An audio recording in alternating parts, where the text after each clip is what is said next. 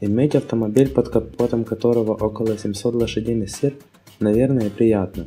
Правда, владелец такого автомобиля будет рад тому, сколько топлива расходует его машина. В нашем обзоре пятерка автомобилей, которые станут идеальным выбором для тех, кого интересует экономичное авто.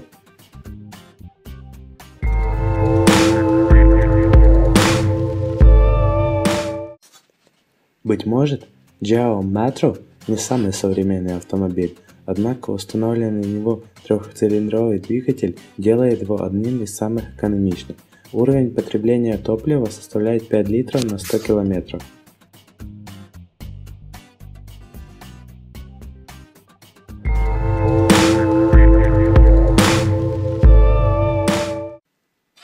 Дизельный Volkswagen Rabbit Diesel от 1979 года потребляет всего 4,9 литра топлива на 100 км. В своем классе это один из самых экономичных автомобилей и самый экономичный автомобиль на свой год производства.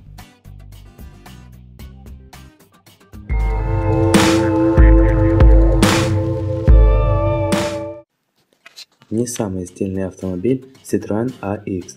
Также отличается низким потреблением топлива. На сотню километров придется потратить всего 4,8 литра дизельного топлива. Есть бензиновая версия этой машины, однако потребляет она больше.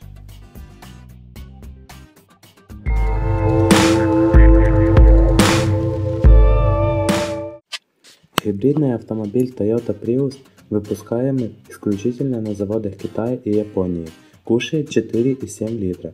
Характерной особенностью линейки этого авто в том, что в нем отсутствует возможность холостого хода.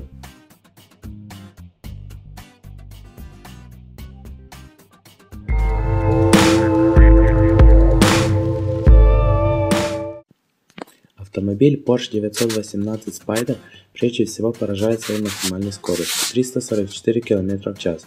Второе, чем может удивить этот гигант скорости, так это уровнем потребления топлива, который невероятно низок – 3,5 литра.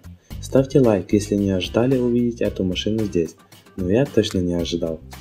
А на этом у меня все.